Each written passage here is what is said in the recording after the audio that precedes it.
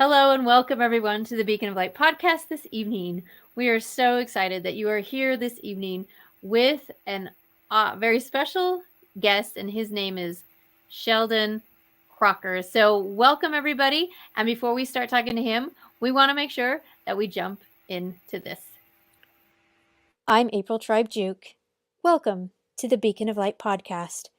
I believe we are all made with light, and light is hope. This podcast brings authors who write stories of hope to all of you. Your journey to be inspired and amplified by these stories starts now. And we are back. Welcome everyone again. And thank you, Sheldon, for being here, being a part of the program this evening. Well, since we're started here, go ahead and tell us a little bit about yourself, Mr. Sheldon Crocker. Hello, April. Hello to your audience. Thank you very much for having me here. And it's my pleasure to be on such a beacon of hope and beacon of light podcast. My name is Sheldon Crocker from Newfoundland, Canada. I'm a keynote speaker. I'm a published author. And I'm also a human integration specialist. Now, you may wonder what an integration specialist it is. Well, I believe we all have equal rights, or we should all have equal rights. I believe that we all have a place in this world, and I believe that we all should see each other as equals.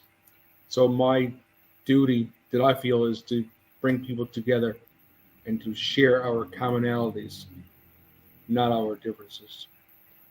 I love that concept of really leveling the playing field. Really, at the heart of it, we all are humanity together, and finding connectiveness and understanding what our rights are is really a vital thing of great importance. And so, Sheldon, what kind of started you along this road of wanting that to be something that you would talk about and speak about? Well, I grew up as an only child, and I'm from a very small town, and I have a physical disability. I'm physically unable to raise my arms above my chest. And when I was younger, the doctors told my parents that most likely I would never be able to walk on my own, where I had braces on my legs and a bar between my shoes connecting both my feet until I was about 6. So I was made fun of, I was picked on, I was bullied, and I didn't feel like I was valuable because of the way I was treated. So I come to realize years later, and I come to believe finally in myself, that we all have a purpose to be here. We all have a reason to be here.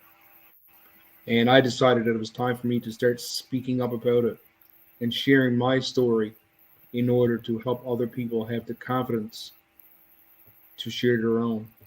So I believe in what I do, and what I do is that I help empower others to see their own inner greatness, to reach their own goals and dreams and desires. Oh, that's wonderful. That whole concept is so important. And to go from somebody that's been bullied and having that self-esteem and that self-worth and the value being really lowered to now changing that. How did you find your value when everything seems so dark? I I just believe that I was here for a reason. I didn't know what my purpose was. I didn't know what the reason was why I was here, but I knew that I was not just thrown into this world for no reason. And I discovered that I needed to find out what that was. I used to be homeless. I slept on the streets. I've eaten donuts off of sidewalks because I didn't have no money because I went through major addiction issues in the past. And I didn't have no sense of self-worth because even my own father used to tell me, you'll never be anything besides a disabled welfare bum. So I just knew that I had to be here for a reason. And I finally realized that one morning. My radio wasn't even plugged in. And the song by the Beatles, Let It Be, came on. I still say to this day that my radio wasn't plugged in. and a bright flashing light flashed through my room, and I guess it was like the beacon of light, beacon of hope. And so yeah, I discovered that we all have a reason to be here, and I wanted to help others because I knew what it felt like myself to not feel valuable. That I didn't want anybody else to go through the things that I did. So I decided that it was my purpose to help others. Wow, what a story. That song, Let It Be, what sparked something within that? Like, what was the message that you felt with that song? Well, I was actually supposed to be going to an addiction treatment center a few months before that, and I canceled, and I went back to my addiction instead. But while I was getting up one morning, I was supposed to be going again a few months later to another addiction treatment center. I was about to cancel when the taxi showed up to my door to pick me up and bring me. I was going to cancel, but I was getting breakfast, and the song just came on, and it's like there will be an answer. Just let it be. And I decided to just let go at that moment and just open up my mind and open up my heart to taking in what was given to me and knowing that that song didn't just start playing for no reason. So I've always been close to that song because it means a lot to me about how there is always hope as long as we're willing to just let it be. Wow. When we do surrender like that, it really opens up everything that can really happen. I am so glad to see that you made a decision and changed your life. How was that change? How did it come about? Is this part of the book and of the keynote speaking that you give to people? It's all a part of it. Yes, I come to find out many years later that after I gave up my addictions, after I finally went to a treatment center and discovered who I was and that I was here, my purpose was to help others. Is I got a phone call saying, "Would you like to come and speak at an event here in the city where I live?" And I just said, "Who me? Like I can't speak in public. I got nothing to share." And the message was, "Yeah, Sheldon, you do. Yeah, Sheldon, you can. You've been through a lot. People need to hear your story."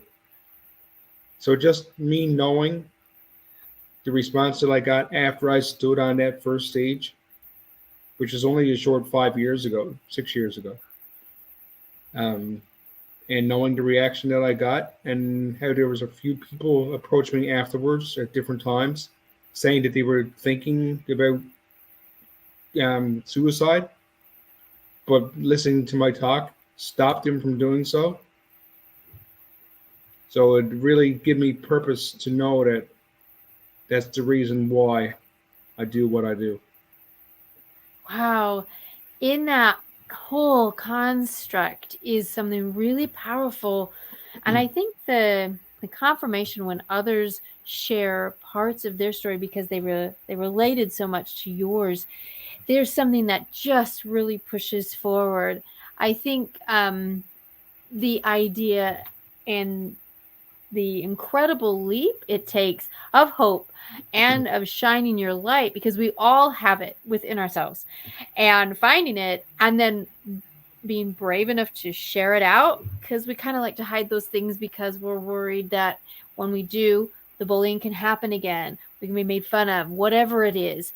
And when we find ourselves thinking that way, to push through that, that's really powerful, because the people in the end, when they approach you and say thank you, there's just such a big, I think, just confirmation that, yeah, I'm on the right path.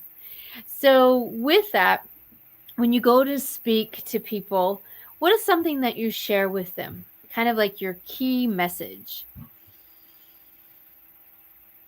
Well, one of the things is the importance of support and community in overcoming life's challenges.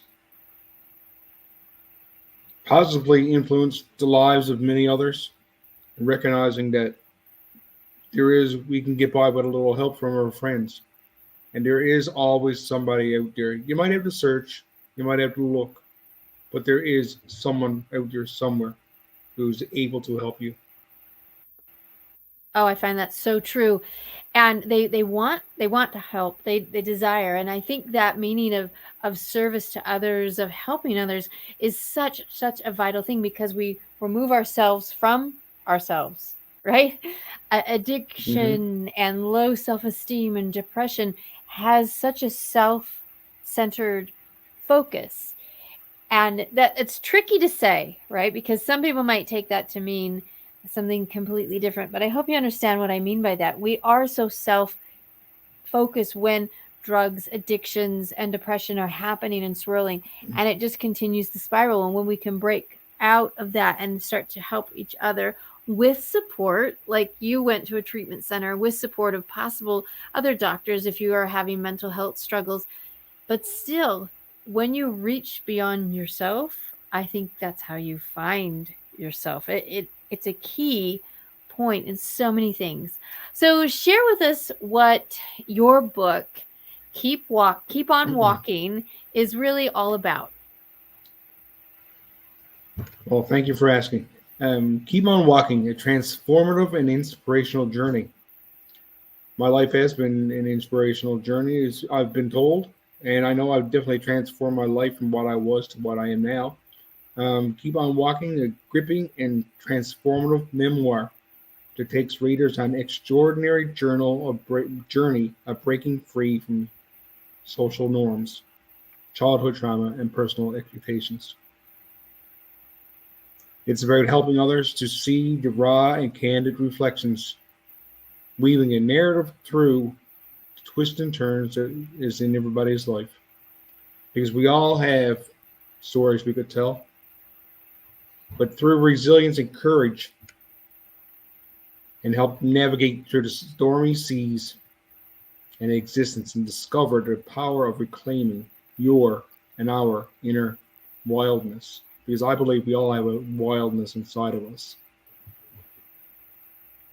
Yeah, that So, energy is so great to capture and get excited about. When you started to discover yours, I like how you said your wildness. What did you find that it was? that I'm a very determined, courageous, hardworking person who is tired of letting society put me down and tell me that I could no longer or wasn't able to succeed because I had a disability. And that's what I tell others when I talk to them as well, is that there's always a way to keep moving forward and to recognize your own strengths. Because we all have strengths. We all have weaknesses, but we all have strengths. And it's better to be able to focus on our strengths instead of our weaknesses. Yeah, it's really easy for other people to find those weaknesses and point them out, right? And sometimes, Yeah. even within a grocery line, sometimes you just are shocked at what people can say in just small interactions. And on the flip side of that, within that same grocery line, you can find Mm-hmm. people that share just beauty and hope and light. And it's just so interesting the choices that we make and how we're going to approach a day, approach an event, approach maybe even the next hour. We have our decisions. Have you ever woken up in the morning and challenges of the morning start? Do you keep that attitude through the day, or do you take a minute and say, wait a minute, I don't have to remain in this type of a day. I can actually change things. How does it Right. happen for you? Right. Thank you. Well, as for myself, I wake up every morning. As soon as I wake up, regardless of exactly how I feel when I wake up, I say positive affirmations to myself every morning. I am powerful. I am strong. I am courageous. I can succeed. I will succeed. I am succeeding. I am powerful. Today will be a good day. Tell yourself that a few times, and then look in the mirror. Tell yourself that a few times every day, and after a while, you won't necessarily need to say it so often. You will. It would just be a part of who you are. It will take away the negative thoughts you may have, and it will replace them with positive thoughts. Most often, Agreed. you need to realize that power. Well, you don't need to know. It's. I hope people to realize the power to break free from these norms, social norms, and to confront their fears, heal from past traumas, and live a more fulfilling and authentic life. Being authentic with ourselves and others, being true to ourselves is the most important. Yes. That it takes a lot to really be honest with what our strengths are, and to be honest what our weaknesses and fears are. And when we start to share those positivities within ourselves, we start to believe it. And because we believe it, we start to take action. And because we're taking action, it reaffirms what the belief was, what the positivity started in the first place. It's a beautiful cycle, and they feed upon each other. And the exact opposite can happen, which we're really good at when it comes Mhm. to the negativity. We're really like we're well practiced. So let's try the other way. That's Let's have right. an opposite day. And that's Right. something really fun to share with people, and just say, well, you know what, why don't you try it and just see for yourself what you can do, how things can change. There is such positivity within life, and it is how we approach it to know or find that positivity every day. In keep on in the idea of keep on walking, that's really physically putting one step in front of the other. It's emotionally putting one step in front of the other. It's spiritually doing the same. And Mhm. all of those combinations really make the change. But I'm Yes. sure it starts small. How did it start for you? Well, we all need to stop and take one step at a time because you don't. Even the journey of 1,000 miles begins with one step. I'm not sure exactly who it was. I believe it was Lao Tzu, a Chinese philosopher, I believe, who said it many years ago. So yeah, we all need to make one small step at a time because Yeah. you can't make 1,000 miles in one step. You know, being sure what your goals are. Make set some goals for yourself, even if it is. I'm going to get out of bed this morning in the morning, and I'm going to get a shower the first thing, or some people don't. Um, I'm going to put my shoes next to my bed. So as soon as I get up, I'll put my shoes on and be able to go for a walk in the morning instead of going straight to the computer. I'm going Yeah. to reach out and call somebody I haven't called in a while. Yes, they could call me as well, but I'm going to reach out and be the first person. Love those very simple acts that remind us the one step of the 1,000 mile journey really has to do with a choice that happens. And I love how you say within the morning, everything is fresh and new, and you have the whole day laid out before you. When we make a decision like that, it's going to start just something so much better than we had prior. It's just powerful to know that the small and simple ways great things come about. Um, so, for yourself, with a very physical disability, and now standing on the stage and speaking, do people ask you about your physical disability, or do they just want to, like, what do they want to know about Sheldon? Well, that would depend about that would depend. Sorry, 1 second.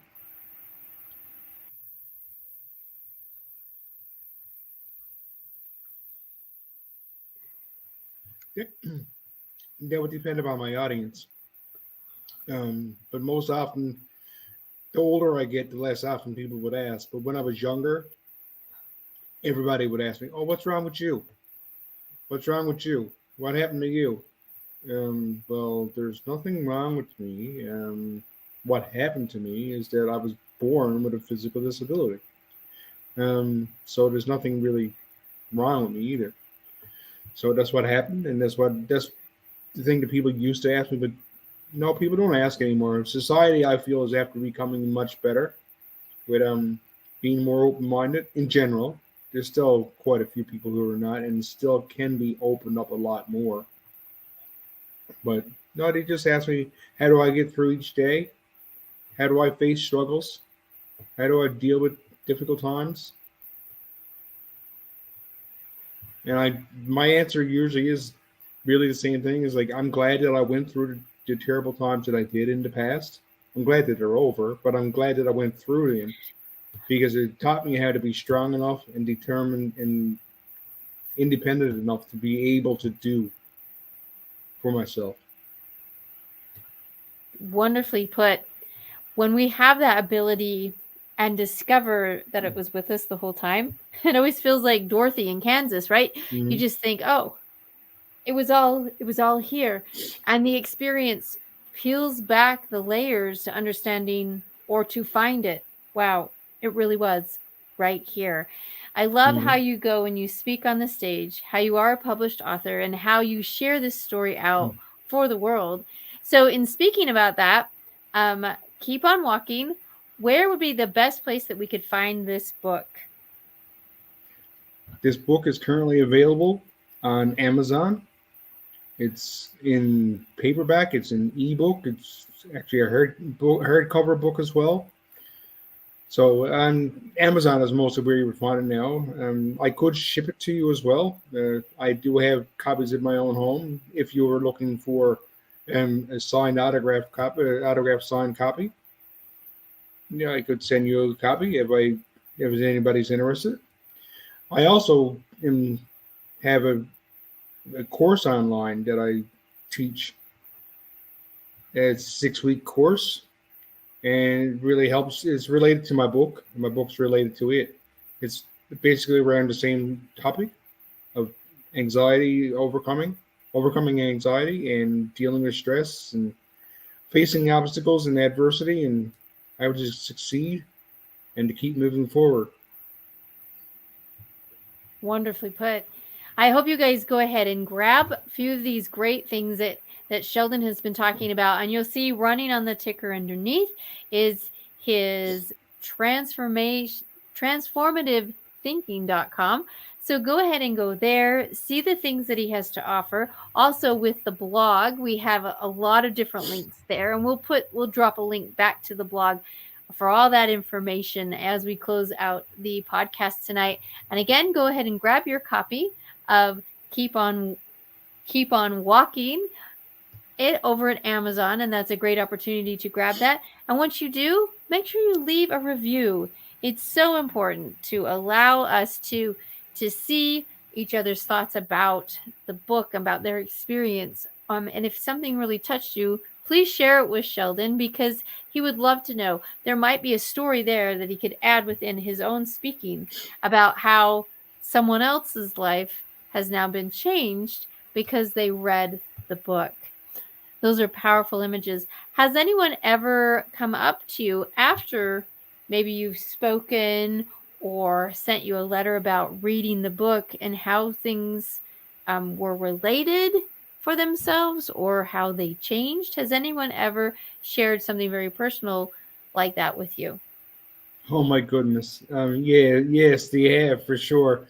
I've had quite a few people actually message me on Facebook, for example, and say about how inspiring and how much they got from my book and how it related to their own story, how they didn't feel comfortable doing certain things, but after reading my book, it gave them the courage. There was one person in particular who always wanted to be a singer, and she finally allowed herself to get on stage and perform and she was it felt great ever since about how much feedback that she's received just by reading my book and getting herself courage to be on stage. So yeah, just to know that I'm able to share my message helps other people feel empowered to share their own. So That's wonderful. And it would be interesting to know, and maybe you've had this conversation, um, what your dad now might think about everything, where he told you that there was no value for yourself and mm, how you've changed. What would that conversation look like? well, my father, we completely repaired our relationship within the last few years. After I wrote my book, he read my book. I wasn't going to give him my copy of my book at all. I was after basically breaking ties with him, and I wasn't going to have no more attraction, no more attachment to him. But I decided finally to give him a copy of my book when I first wrote it, and our lives really changed since then. Unfortunately, he died in February, and but I was there. I was there in the hospital when he died. I was the last person he spoke to, the last person he seen, and it was quite healing experience for me because most of my life, because of the way he treated me, there's a lot more to my story that it's mostly is in the book and I speak about. But yeah, so we really, really period our relationship, and I'm glad that we did because tell your people that you're close to that you loved him because you never know. Because That most of my life, I kind of wished that he was dead. But when he did die, it completely changed my way of thinking. Oh, not everyone gets that opportunity. And I am so glad that you had that opportunity to repair, to find healing, and then to be there as he passed on. Not everyone can, but that is such an Hmm. honor that you were able to. And so that's very sweet and very tender moment because now as things move forward, your opportunity to share now that part of the story is another addition that somebody else possibly really needed. I know our families and needing to repair and rebuild relationships, yeah, it impacts all of us.